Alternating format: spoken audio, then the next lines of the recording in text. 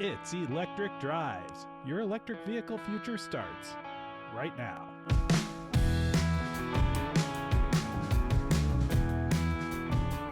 Welcome to the show. I'm Anthony Algmin, and I am joined by my co-host, Bob Reese. We created this show to make it easier for others looking to move to electric vehicles, and that's more and more people every day. We're out there using EVs in normal commutes and road trips, and we'll share the wisdom we've gained from living our lives with electric vehicles. You can join in the conversation by sending your questions and topic ideas to questions@electricdrives.us, by joining our Facebook group at facebook.com/groups/electric drives, or by becoming a patron at patreon.com/electric drives to get exclusive content and help support the show. Bob, how you doing today? I'm doing pretty good. Excellent. So today we're going to do a little bit of a trip report. I took a driving trip this past weekend. When we're recording this, it was this past weekend, to Pittsburgh from Chicago. So I drove about 995 miles over the course of, I drove out there on Friday, spent the day there on Saturday, and drove back on Sunday. 995 miles round trip at a total cost of charging. Now, keep in mind, I had charged at home for the previous night, started with 100%. So started with 100%, spent $105.70 total cost, and arrived home with about 20% charge. So you figure there's a little bit of a buffer in there in terms of mileage that I then recouped at home. So you could add maybe $4 to that, including the home charging. So say $110 total. So that led to about, based on what I paid at superchargers, 10.6 cents per mile in cost from supercharging. The average price that I experienced across all the superchargers, and it does vary from supercharger to supercharger, kind of based on where it is and what have you. Average price was 39 cents per kilowatt hour. And my efficiency, which I am doing very back of the envelope, but it was kind of tracked over the trip meter, so I guess it's probably fairly accurate, is around, say, 295 watt hours per mile. And so that means I'm getting approximately three and a third miles per kilowatt hour of battery charge. So I have some thoughts on the trip. Used superchargers exclusively. I didn't have any level 2 charging at the hotel or anything like that. And overall, I'd say charging was easy. So easy in the Tesla. As you saw in the earlier episode where I went and did the supercharger for the very first time, I didn't realize until this experiment how easy supercharging would be. And it really is. You just show up, plug it in, go about your business, go have some lunch, go to the bathroom, whatever, come back. And quite frankly, I was rarely, I think maybe twice, I had to wait maybe 5 or 10 minutes for the car to be done before I could go about my way. Because the difference is, and Bob, you know this well, it's like when you have a gas car, you stand there, fill up the gas, and then wait for it to be done. Then when you're done, then you go about doing your stuff. And so when you're charging the electric car, you're plugging in, then you're doing all your stuff while you're charging. So it's not like you're just sitting there and waiting for it. And I'm like, man, there's all these games I want to play, and there was Netflix and all this stuff that I was like in my mind. I'm like, I was going to be doing all this stuff during the road trip, and I'm like, I had no time. I mean, it was most of the time we're talking like 15-minute stops, some 20-minute stops. I think one was a half an hour when it really wanted me to go further. And really, the one time that I was waiting longest, I was waiting maybe an extra 10 minutes. That was only because it was the last supercharger stop before my destination, and I knew I wouldn't have any opportunity to charge over the weekend. And so I wanted to make sure I had enough battery for Sentry mode at the hotel, and that I could get back to the supercharger wherever I needed to go when I was ready to head home on Sunday. And so, I mean, it really was a non-issue. Everybody feels like, oh, if you take the battery car, it's going to take forever to get somewhere or whatever. It really didn't add a material amount of time. And I was doing, I mean, I did about 75 miles an hour most of the way. I typically do about 5 miles an hour over the speed limit, and the speed limit was 70 miles an hour. I did think, I learned a few things from using the navigation, right? And so let's talk a little bit about that. Well, actually, before I do that, Bob, do you have any questions about like the charging, the cost? Did I leave anything out that I probably should have talked about in terms of that? My average speed was about 100 to 120 kilowatts coming back. Oh, on the what is fast charger. charging? Yeah, on the charger. Okay. And you kind of see all that in the app. So the superchargers don't actually have any screens like the Electrify America or anything like that do. The only time I really even needed to use the app was when I was like waiting for it to be done, and it would tell me, okay, 8 minutes until you can go back on your journey, because it's not trying to charge all the way up. It's really, the navigation's quite impressive in terms of helping you route to superchargers and how you know when it's time to go again, and I think that's nice. And then there's a screenshot that I sent Bob that maybe I'll pull up on the screen, but there's, after you're done, like in your Tesla app, the charging history shows all of the stops that I made, where they were, the cost of them, how many kilowatts I added, and there's even a link. You can't see this in the image that I have, but like they give you a link to a PDF invoice. And so I made the comment to Oh, Bob, I'm like, if you were doing this for work and you were charging, because as a work expense, you can actually deduct that from your taxes, but you need the documentation. And so it's really nice that the invoice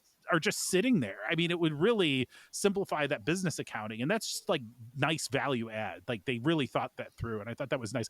I don't really have much use for it because it's a totally a personal trip, but like sounds pretty good. So so in terms and of that charging, and yeah. that difference is if you're doing actual cost per mile and figuring out how much it costs for fuel, how much it costs for maintenance, Mhm. uh, your loan amount, and all the other stuff, versus using the standard 58 cents or whatever it is, the IRS rate for your cost per mile.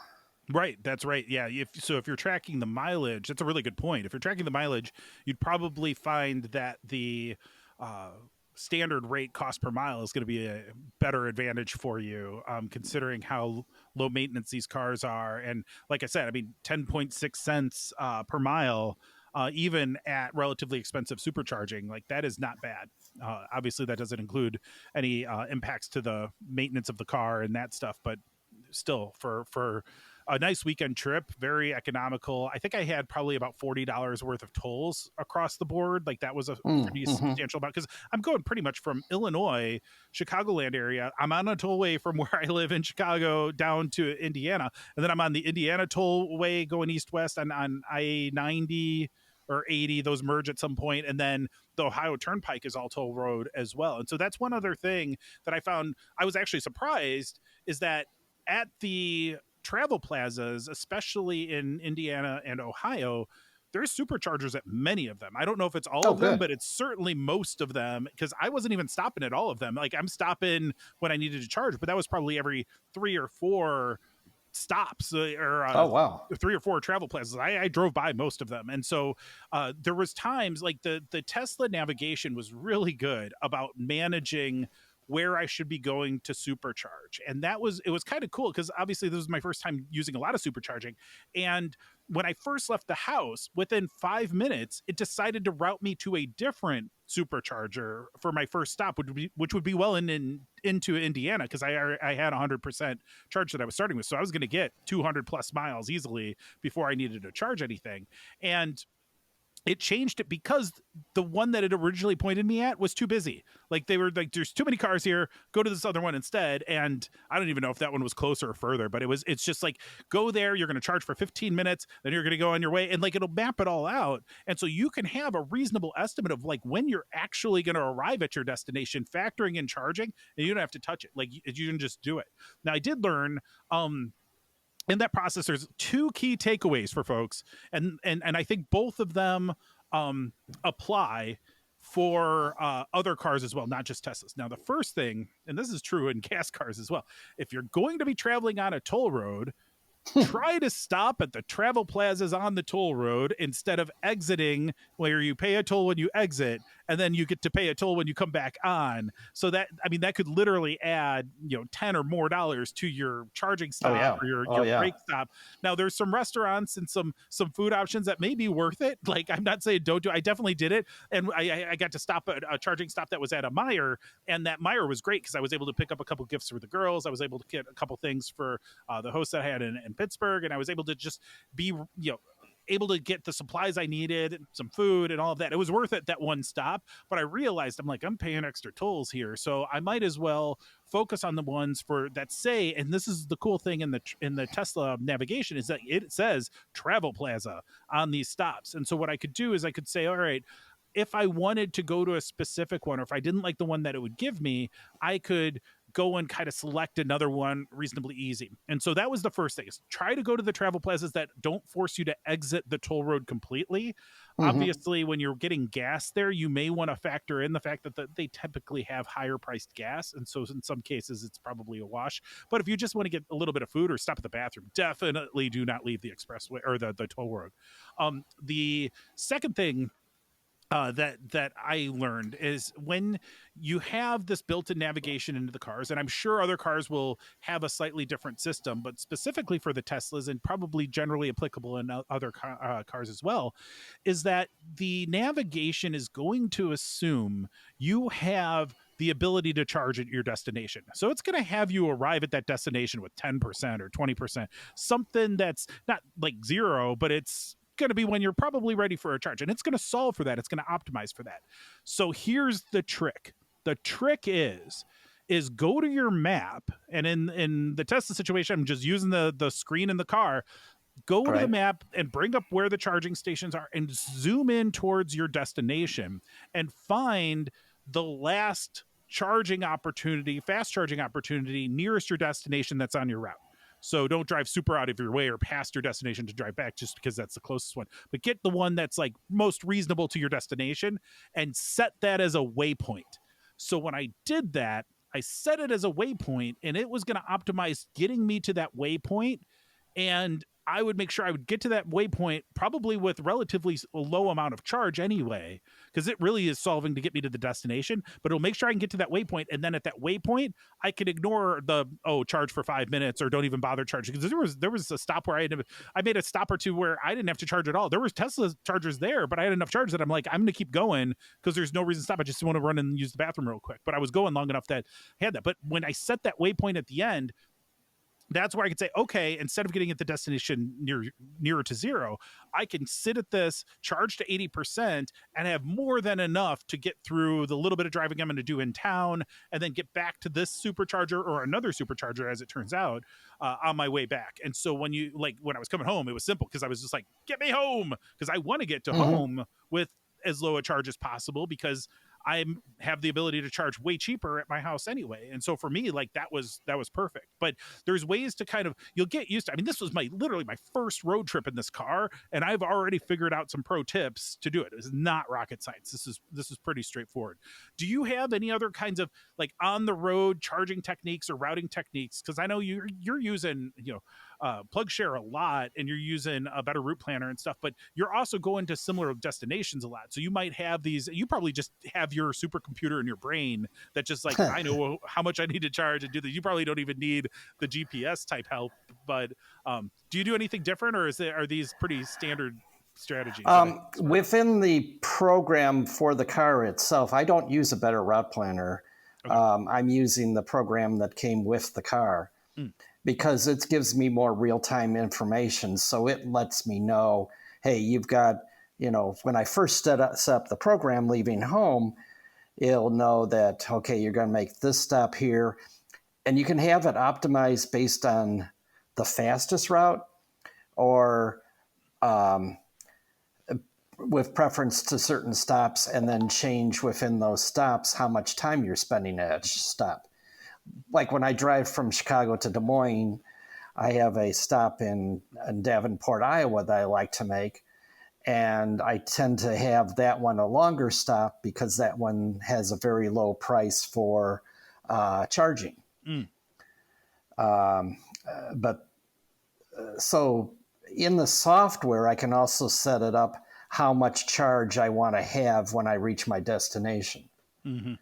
That would be a nice feature. And as far as I know, maybe you can do that in the Tesla. I did not figure that out, because that would have been a nice thing to do as well, to be able to say, oh, I just want to at least have 60% charge there and I'm good, and that would be cool. But also solving for low cost, say I want to only use superchargers or fast charging options, and I want to solve for the lowest cost, I think is a really good thing that they would have as well. Because I mean, these variables shouldn't be that hard to code for. So I would like to see more features in that space. And I think we're going to see a lot of innovation in that space as well. And it's also really cool. Like my car, we've had this conversation before too, but like when it knows I'm going to supercharge, it's interesting. Like when I had very low percentage charge, like when I was down towards 10%, it didn't need to prepare the battery at all. It's like, this battery is good. It's ready. It's warm. It's got nothing in it. Let's pump that full of electrons. But other times when I'm sitting at 40% and I need to get it back up to 65% at the next stop, it might start preconditioning 20 miles ahead of time. Like it starts early. The average was about 10 miles. It was about, 10 minutes or so, maybe a little bit less to get the precondition, but it was thinking like it was literally the more charge that was already in it. I don't know what it does when it's preconditioned. If it's like going to overload some cells so that they're more full and then it's going to fill up the other cells during the charging or whatever it is. But it was pretty cool. I was pretty impressed with how fast it charged overall. I was expecting it to be much more laborious, and it was not. It was nice because I, as a human, needed more stops than my car did. I mean, that's usually what happens. Yeah, absolutely. And I've seen Tesla, not Teslas, but Porsches. When I go to Electrify America, and they have preconditioning in their software too. The car I have does not have software along those lines, but it's a design that's been around since 2017, so it's 5-year-old technology, so it didn't even look at preconditioning the battery prior to charging it. Yeah. And as such, there's a charger in Williamsburg, Iowa that I've mentioned on occasion, Electrify America, and a Porsche and I were there at the same time, and he was charging at 105 and I was charging at 20 because the temperature outside was only 10 degrees. Oh, yeah. So it took a little while for my battery to warm up to go a little bit faster as far as speed. But his was able to anticipate going, okay, we're going to be going to a charger now. Let's warm up the battery so that everything runs optimal as far as the speed to go through this charger. Yeah. Well, and if you consider that car's at least $100,000 more expensive, it's like, it's nice to have, but it's not necessarily, a complete necessity, especially when you start factoring in the cost. But definitely, I found. And I use the Tesla navigation every day on my drive to work. It automatically kicks off the drive to work in the morning. I don't have to even hit anything, but I like it because the traffic routing is actually good. It's the first time I've had in-car navigation that I would prefer to use over whatever I had on my phone. I've used Apple Maps or Google Maps or Waze. Like those are the kind of the big three that I've used at various points with CarPlay or Android Auto or whatever. This is the first time where I'm like, I'm just getting in the car and going. The car will get me there, and it'll do just as good a job as any of the others. So definitely think, in terms of takeaways on that, the Tesla navigation is just among the best I've ever seen, and its smarts around routing to the charging stations, the superchargers, really impressed me. I thought it was just excellent across the board. And as I get to do it more often, I'm sure I will learn more about it. And they keep making software updates that keep improving it. And not long ago, like within the last month, they added some functionality to make it clearer what the traffic conditions are on your planned trip. And I think that it used to be just kind of, it was in there, but you couldn't tell as easily whether it was in the direction you're traveling or the other direction. It would kind of have them both side by side. And now it's like, you probably just care about yours when you're on this actual route. And then it just kind of shows the general traffic conditions otherwise. But they keep making these interface improvements. And it's certainly a case for the vertical integration that you see with Tesla that nobody else really has a comparable model towards. But that said, I have a couple other observations from my trip that I would like to share with you, Bob, in terms of the experience I had driving my wonderful car. The first thing, so when you hear Tesla, you can't but think about the autopilot. And we're not here to talk about the full self-driving, whether or not it's a real thing and whether or not Elon's just run into the bank with everybody's FSD money. The fact is autopilot is core. I mean, they even say this in the Tesla videos when you buy the Tesla. They're like, autopilot is going to be key to your Tesla ownership experience. And this is simply the traffic aware cruise control and the lane keeping that will basically drive you on the expressway. It doesn't switch lanes without your help. It doesn't do routing of anything for the navigation, but it's going to stay in that lane and it's going to adjust to the cars in front of you. Now, if you've done any research on Tesla, especially in the current year, I have a 2022 Tesla Model 3 Performance. And the 2022s don't even have radar. So most cars out there on the road use some sort of sensor that is a radar-based sensor to do the distance between you and the car in front of you to manage this traffic-aware cruise control. Tesla doesn't bother with any of that anymore. They have ultrasonic sensors for very close things, so like parking assist and that stuff. Those are fine for very short distances, but those don't go anywhere near what you would need for the cars in front of you. They use vision only, so they're using artificial intelligence, and it's vision only based on all of the many cameras that they have around the car. And most of the time, it's fantastic. Most of the time works great. As long, like, I pretty much only drove with the when the sun was out, so there was no nighttime driving with it, so I can't speak to that. But I can say it was less reliable in the rain for sure. So when it was harder for a human to see, it's harder for the AI to see. Guess that's not a huge stretch. And the more troubling thing, so while it was great most of the time, there were a few cases where like it actively tried to murder me. And that's when I did grow some concern. And so what I ended up doing is like anytime there was a lot of traffic around me or anytime the road was getting funky with construction or weird lane markings or poor lane markings, which was a thing that happened a few times, I would turn it off because there were times where, and in retrospect, you can almost always say, I know why it tried to kill me there, because it would be like, I went over a hill and at the hilltop, it was like, brake. Because it doesn't just take like minor action. It takes like massive brake. It's like, time to brake. So it's not like going to skid the tires. It's not that aggressive, but it's aggressive. Like you were trying to brake for a stop sign you didn't see. Like that kind of braking. Oh, okay. And so you're like, ooh, stop sign, brake. That's how it acts, except there's no stop sign and no earthly reason why it would actually be braking right there. Like you can, in retrospect, say, oh, it saw that tree, or oh, there was a shadow on the road and it thought, and it freaked out. But that's where would have been nice to have some sensors, and the vision only is just not 100% reliable. Granted, maybe happened 6 times over the course of 1,000 miles, but I will tell you, one of the times I could have very easily been rear-ended. I was in more traffic than I would have liked to be, and I mean, if you're just driving along the road and all of a sudden somebody brake checks you, like Tesla did for the car that was behind me, thank God they were paying attention, because it only took me a split second to react and like hit the accelerator again and stop braking. But if that car was truly tailgating me and not paying attention, it would have hit me and it would have been my fault. I mean, like really, it was my fault if that happened. So don't enjoy that aspect of autopilot. I think there's some room to improve there. And I'm thoroughly happy I did not sign up for the FSD and pay the now what is $15,000 if you want to buy it with your car. Absolutely recommend against that. I just don't see that being a good investment right now. I'm sure there's others that will disagree with me. It's my thought. Put it in the comments if you don't like it. We've already gotten a bunch of crazy comments in our videos that I, generally ignore, but who knows? Maybe one of these days I'll engage. But if you have a different opinion, let's hear it in the comments. I'm fine with that. I ran into a Rivian today that they had this a similar experience going through a construction zone. Yeah. Because their autopilot, they didn't have the lanes, the stripes in the proper set up properly. Oh, so yeah. The white lanes were going all over the place, and the car was trying to compensate for it, and they said it was giving them a little bit of whiplash until they took over with it, and that was through a construction zone.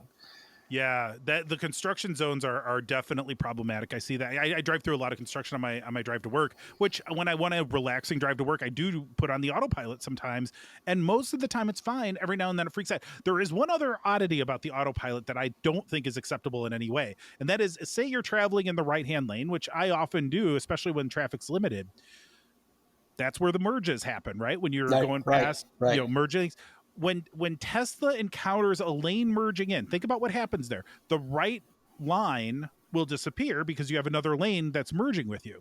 So Correct. the Tesla, at over half the time, more than half the time, when a merge lane is happening or when there's a lane that's shifting or something like that, if the lane, as it perceives the lane widening, so when that right line goes away, the moment Right. the lane appears to widen, it will jerk you over to the middle of that new lane. Which what happens, which is kind of funny but also not good, is when you have a car that happens to be coming in and your Tesla on autopilot says, "Oh, big lane now," and I'm jerking over to the right. It looks like Right. you're being a jerk, cutting that person off. It's like, I'm cutting in front of you.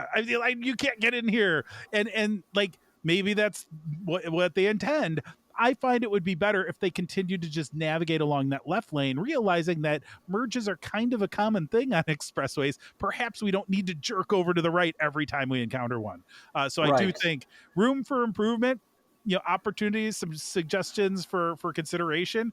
I obviously don't know enough to be building these AI models myself, but I just feel like there's some things here that aren't passing the kind of Turing test on the rationalization on that. So So again, it's trying to autopilot. center itself in the lane that it's Exactly. perceived to have widened. Exactly. It also gets confused with trucks a lot of the time because trucks aren't always just like big boxes. There's a lot of weirdness with trucks when you look at it on the road because you can see this preview of the autopilot, like what it's seeing, and sometimes it thinks the truck is like two small cars, or it thinks it's like Oh, yeah. other things, and it's constantly kind of freaking out. It just doesn't give you a whole lot of confidence, like where you're seeing all the different images like continuously change. It's like make a call thing. Like I'd much rather you be wrong and just have it be consistent. But it's definitely it's trying, and it keeps getting better. I mean, we'll say it keeps getting better, but from my experience, the phantom braking is still a big problem, and Hmm. as is some of these lane keeping aspects. But we'll get there. I just wish we were a little bit closer to there now. So the last thing What I will happens when you're driving along and you have traffic moving a little bit slower? Does it hit brakes or does it lift off on the accelerator and try to get in phase with what the traffic's doing in front of you? I'm glad you asked that because I do find that on the autopilot, it drives. It's like I'm going, going, going, going. Ooh, there's a car there. It knew the car was there. I saw it in the display. It knew the car was there, but it's just like I'm going to continue, and then it does. It brakes pretty substantially. Whereas I, as a driver, would just start to lessen the acceleration, where Yeah. I would very gradually just get in tune, like you said, like get in tune with that. The other thing that concerns me is that I don't see it reacting at all to brake lights, and that's where I find it Hmm. especially concerning, is like if I see a sea of red in front of me, I'm going to Yeah. start slowing down instead of continuing along at 75 miles an hour until I realize, oh, that car stopped. And like I'm just gonna be more gradual in those adjustments, smoother, and certainly more pleasant for people riding in the car with me.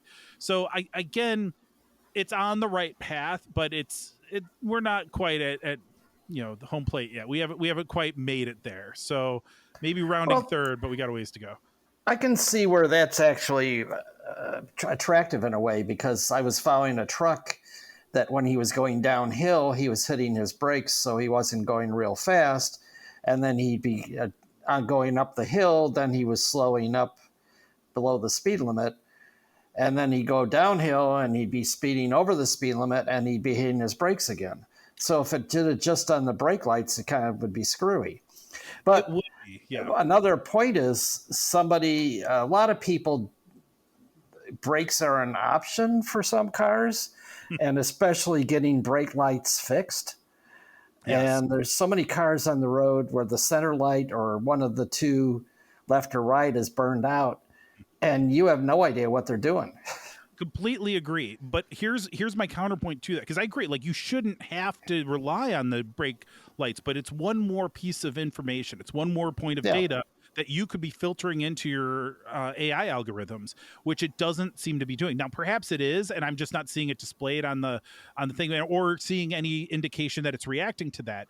But that's where I'm like, you just said you don't need sensors in your car anymore because you want to be like people and use the vision and use vision alone. Well, if I am a person using vision and I'm picking up on these additional cues, of, hey, sea of red means there's probably an incident or the traffic is slowing down up there, I start to react. And until that car can get smoother like an actual human would, use Yeah. the Yeah. same amount of visual data that a person is, or beat the system with additional sensors that you have that a human doesn't. That's where I still struggle to believe. Now, I get sensors are ridden with errors and they have problems and stuff too. But again, I am generally, I mean, I do data for a living. This is where I'm like, I really struggle with saying we don't need any of that data. It's not going to help us. It's only going to cause us problems. And then we don't need this other visual data that could be useful in many circumstances, not always, not 100%.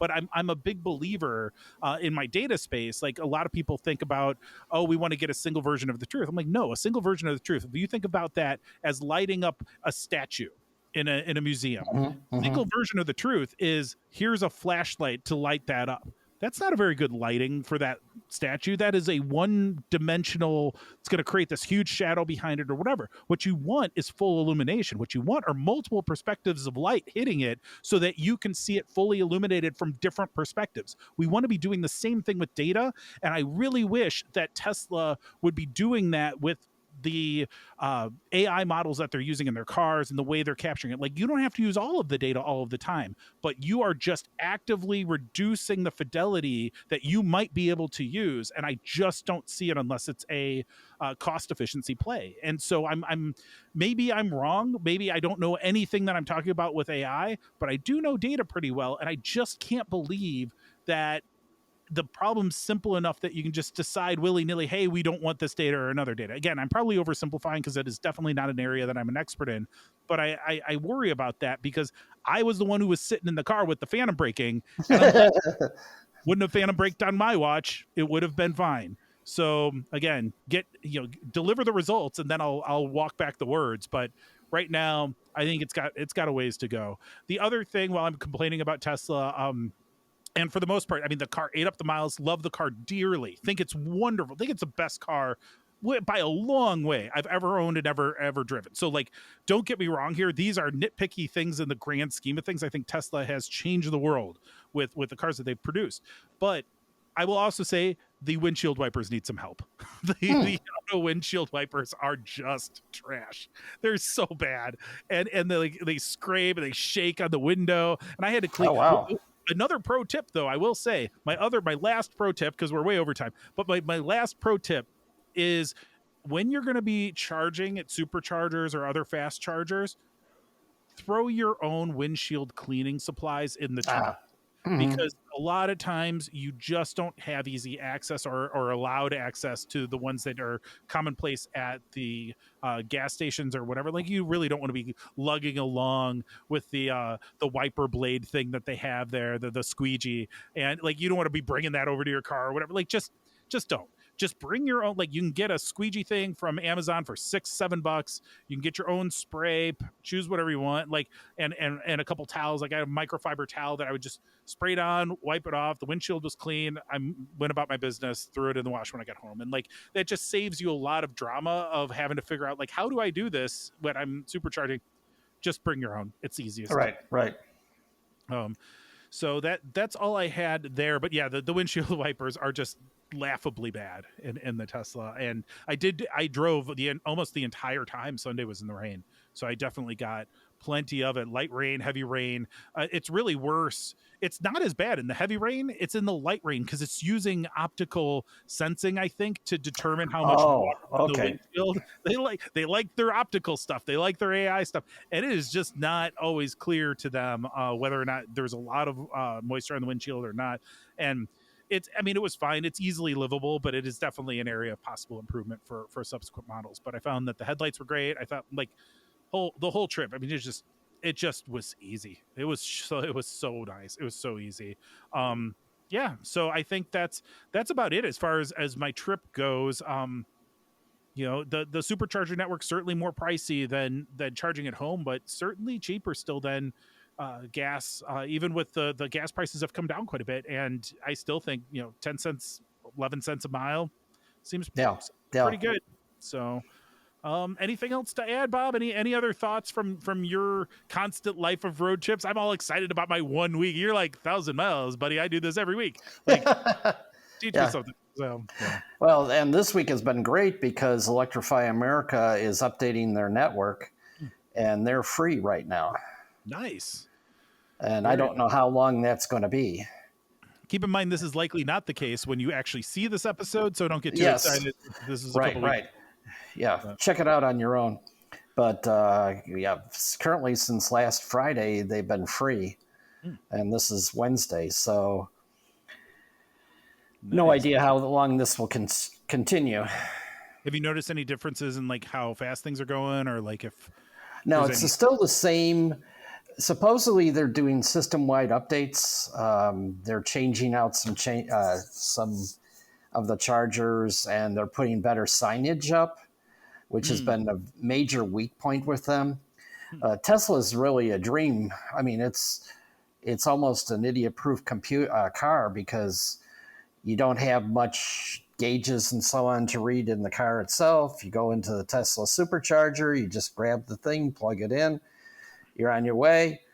With Electrify America and some of the other ones, you have to go through gymnastics as far as maybe initiating it, and then also checking out what charger you went to and that type of thing. Like the Rivian that I saw today, he luckily was he picked the 350, and that left the 150 available for me to use. So the yeah, etiquette thing.